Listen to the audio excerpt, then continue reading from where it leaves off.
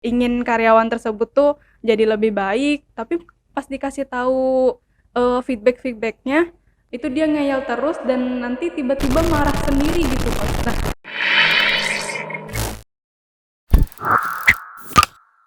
halo sahabat coaching, balik lagi sama aku Aul di Coaching for Business. Nah, kesempatan kali ini kita akan membahas tentang karyawan yang suka ngeyel, dibilangin sama atasan. Nah, penasaran kan? Yuk kita langsung tanya aja sama Coach Adit. Halo Coach, Halo, gimana ya, kabarnya nih Coach? alhamdulillah baik. Oke Coach, aku langsung aja nih ya Boleh. Coach ya. Ini kan misalkan nih di sebuah perusahaan, terus sebagai atasan kita nih kan pernah ngerekrut salah satu karyawan. Ya, Nah, pasti. karyawan ini itu kalau misalkan lagi kerja dikasih feedback, tapi itu selalu ngeyel Coach. Padahal kan kalau niat kita sebagai atasan ngasih feedback itu kan berarti ada yang perlu diperbaiki atau ingin karyawan tersebut tuh jadi lebih baik, tapi pas dikasih tahu feedback-feedbacknya itu dia ngeyel terus dan nanti tiba-tiba marah sendiri gitu Coach. Nah, itu kenapa tuh Coach? Atau gimana Wah, cara itu kita ya. buat ngatasi karyawan yang seperti itu? Ya, itu kan bisa dirunut lagi mungkin juga salah rekrut ya. Ya, proses rekrutnya sendiri gitu ya. Bisa jadi kan harusnya bisa difilter di situ juga ya. Mm-mm. Kalau memang feedback itu bukan hal yang penting buat perusahaan itu ya. Mm-mm. Jadi itu bisa menjadi filter gitu. Tapi itu tentang merekrut yang teknik merekrutnya itu mungkin nanti itu sesuatu yang berbeda yang harus dibahas ya. Iya. Dan ini skenario kalau dia sudah keburu menjadi karyawan. Udah terjadi Udah gitu. terjadi di karyawan, terus ketika dikasih feedback ngeyel Mm-mm. gitu ya.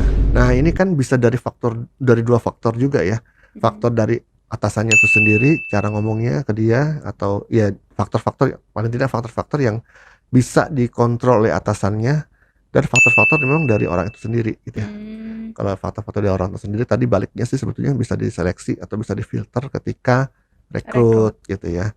Nah, kalau misalnya enggak ya mungkin itu ada proses yang lain gitu ya. Bisa-bisa kelolosan. iya, kita bicara sekarang yang memang bisa dikendalikan oleh atasan lah gitu ya. Mm-mm. Gitu. Yang bisa dikendalikan oleh atasan itu apa? Ya cara memberikan feedbacknya gitu kan. Mm. Cara Ya, cara menyampaikannya berarti. menyampaikan feedback itu gitu Mm. kan. Seperti apa nih gitu ya. Pertama, ya atasan itu juga harus kenal ya kepribadian si anak ini seperti apa, orangnya kayak apa gitu. Karena itu juga nanti akan harus menyesuaikan juga ya cara kasih feedbacknya gitu.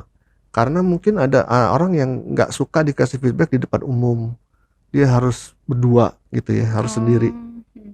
Ada juga yang biasa-biasa aja dikasih feedback di tempat umum. Ada yang kalau dikasih feedback yang bagus boleh tempat umum, ada yang kalau feedback yang negatif yang ini Sukanya gitu ya, intens, sukanya langsung ya berdua. personal gitu ya.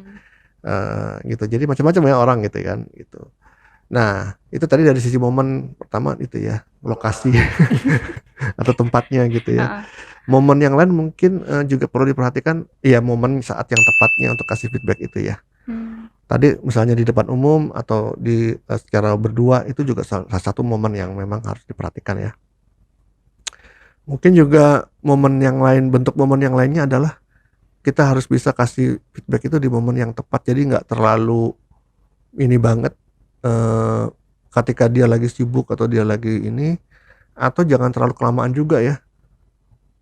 Kesalahannya sekarang feedbacknya 3 bulan kemudian gitu. Itu kelamaan coach. Iya, jadi dia juga pasti ngeyel gitu kan, Hmm. karena dia bisa, mungkin dia ingat gitu kan, Mm-mm. tapi kan karena udah lama dia bisa cari-cari alasan gitu Oh kan, iya iya. ya gitu. Kalau yang terlalu mendadak juga ya, itu juga akan membuat dia juga ini ya, mentalnya belum nggak siap saat itu gitu kan. Mm-mm. Jadi akhirnya dia defensif gitu ya, Hmm. kayak anjing tiba-tiba dikagetin, tiba-tiba dia gigit gitu kan. Padahal kalau dideketin dulu, disayang-sayang dulu, dibelai-belai gitu, dia nggak gigit gitu ya. Tapi cari-cari alasan nantinya coach ya. Iya, oke. Nah, apalagi nih yang bisa dilakukan oleh atasan ya tadi ya. Mm-mm. Kemudian metode feedbacknya gitu ya. Tadi kan momennya nih, cari momen yang seperti apa. Mm-mm. Sekarang metode feedbacknya gitu kan. Banyak sekali sih metode feedback ya, yang sudah di internet banyak banget gitu ya. Cara memberikan feedback ada yang sandwich feedback gitu Mm-mm. ya, ada yang SBI feedback, wah macam-macam lagi. ada yang star feedback gitu ya. Hmm. Moon feedback belum ada sih, yang ada star gitu ya.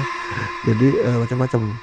Kalau menurut saya sih dari semua itu yang intisarinya adalah pertama si atasan itu memang cara ngomongnya itu ya betul-betul berdasarkan fakta gitu loh. Hmm. Jadi jangan perkecillah judgement gitu loh. Judgement contohnya kamu nih gimana sih kerjanya gitu ya atau apa itu judgement atau kamu malam begadang ya gitu kan. Karena kerjanya tak benar itu kan judgement gitu ya. Fakta yang memang kesalahannya apa gitu ya. Mm-mm. Standar yang harus dipenuhi sebetulnya apa sih gitu ya. Kemudian bukti-buktinya apa bahwa dia melakukan kesalahan gitu loh. Oh, berarti harus ada buktinya ya, Coach ya?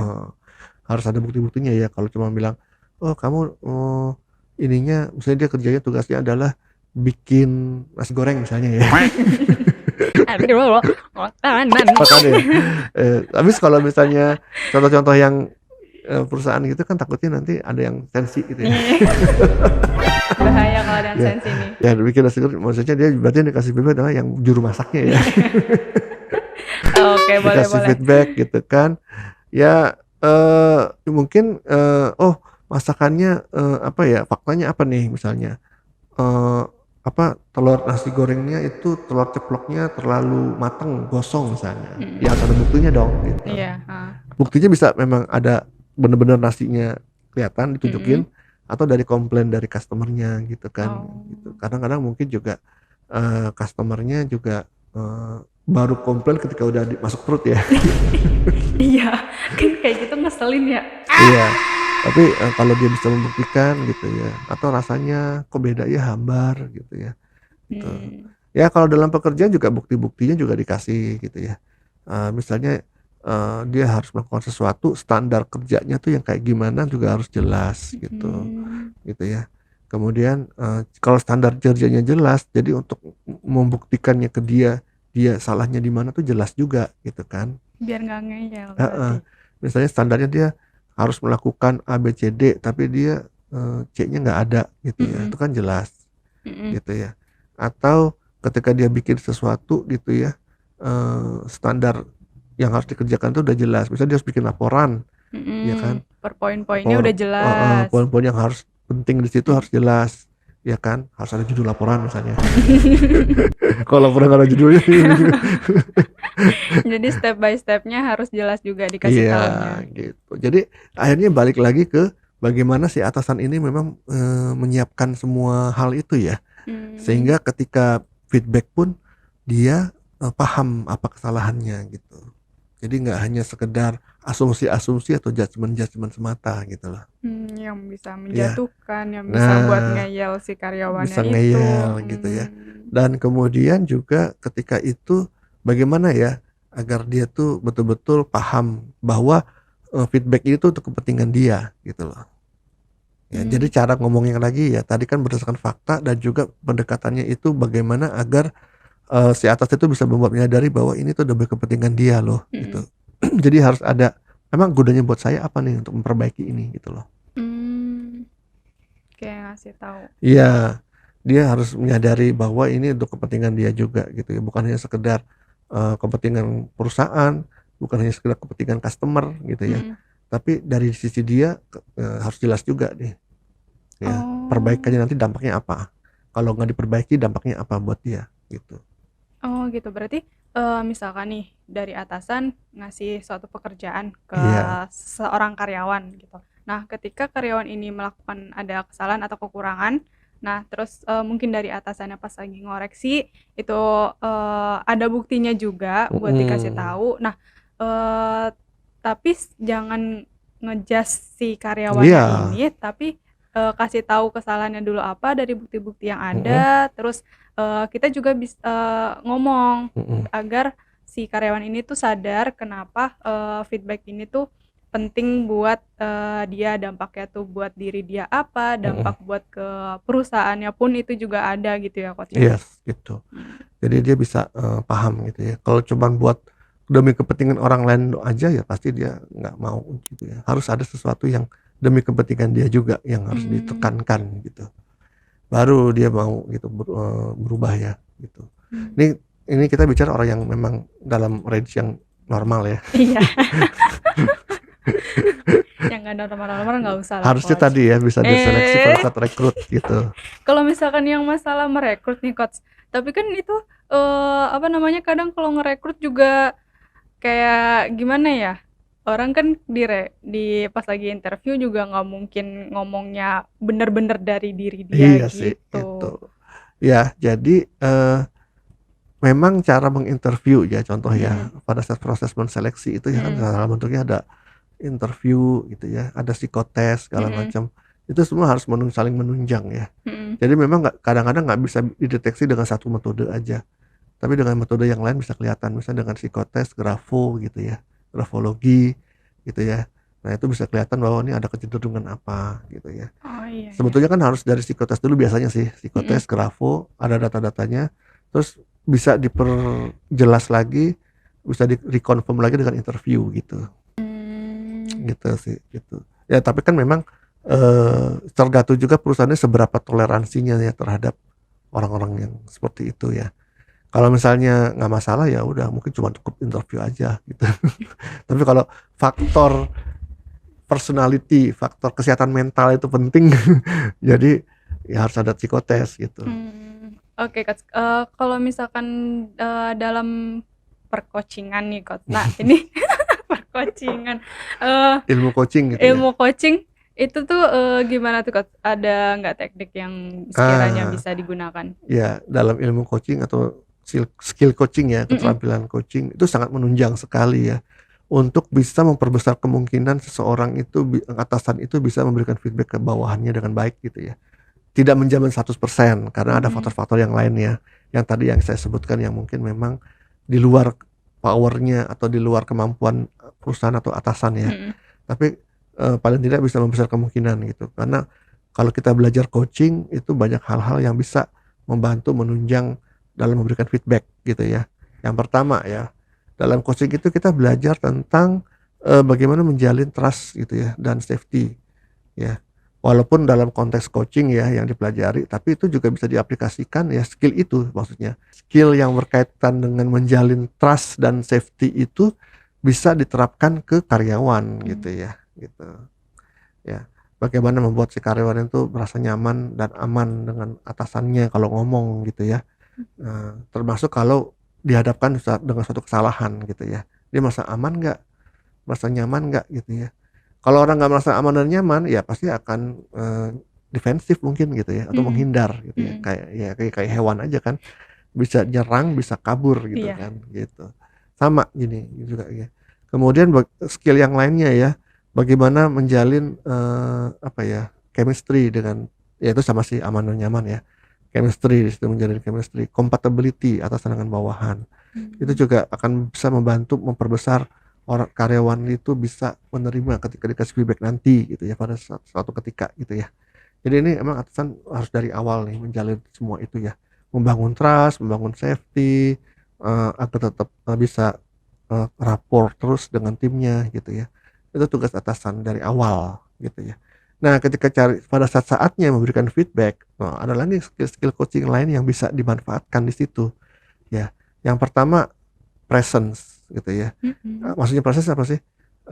Agar atasan itu ketika ngomong dengan timnya itu memang dia betul-betul fokus hadir di situ gitu ya, pikirannya nggak kemana-mana ya, dan bisa mengendalikan emosinya. Itu kan presence juga di situ, mengendalikan emosi. Bisa jadi memang kesalahan itu cukup membuat dia kesal ya gitu kan, tapi bagaimana agar ketika ngomong betul-betul ngomongnya itu dia bisa mengendalikan emosinya dengan baik sehingga dia tetap fokus pada fakta gitu, tidak dengan judgement. Orang biasanya kalau mengjudge itu kan karena ada emosinya Iya, gitu. betul. Nah atasan kalau dia lagi emosian nanti muncul judgementnya gitu kan. Jadi harus presence dulu nih supaya dia bisa tenang ketika memberikan feedback dan menunjukkan fakta-faktanya gitu. Itu dari sisi presence. Kemudian si atasan itu bisa menggunakan teknik-teknik bertanya gitu ya, yang diajarkan dalam coaching ya, powerful questioning ya, teknik bertanya yang ampuh ini.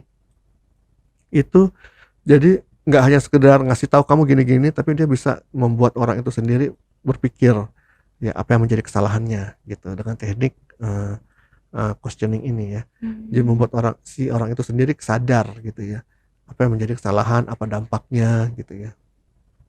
Jadi nggak hanya sekedar dikasih tahu gitu ya, gitu. Tapi dia sendiri yang akhirnya menyadari gitu Oh. dengan teknik powerful questioning. Hmm. Kemudian teknik apa lagi yang bisa dipakai?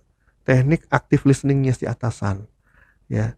Pastinya ketika dikasih feedback ya pasti si bawahan itu apapun orangnya pasti ada dia kayak memberikan respon ya. Iya. Nah respon itu kan harus didengar Mm-mm. oleh atasan. Hmm.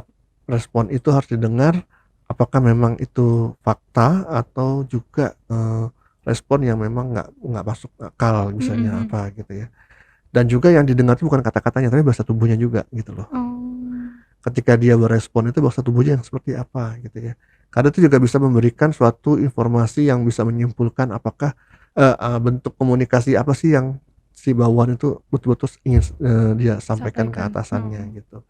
Misalnya ketika dia eh, menyampaikan sesuatu memang juga fakta gitu ya, tapi bahasa tubuhnya kayak menahan emosi juga gitu kan. Mm-mm. Nah itu kan feedback buat atasannya juga ya. Oh dia Iya. kayaknya memang lagi emosian juga nih gitu. Hmm. Jadi dia bisa adjust atasannya bagaimana cara bersikap kepada bawahannya itu gitu. Ketika berhadapan gitu ya. Gitu. Jadi itu ya tadi udah active listening gitu ya. Apalagi banyak yang lain-lainnya ya. Sampai pada akhirnya bisa memandu dia untuk bisa membuat suatu rencana perbaikan gitu lah. Hmm. Kan dengan dikasih feedback dia udah terima nih. Mm-mm. Nggak hanya itu kan, dia harus memperbaikinya dong ke Iya. depannya.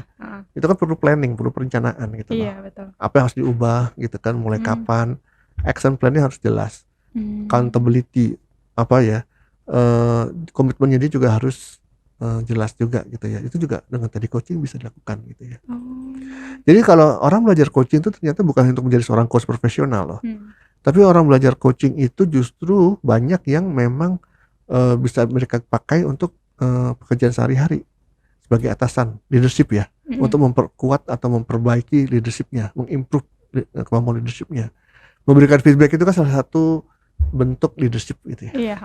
Nah, dengan teknik coaching dia bisa mengcombine teknik coaching itu ke cara dia memberikan feedback, cara dia leadershipnya dia kepada bawahannya, kepada karyawannya yang semakin memperbaiki kemampuan dia sebagai atasan.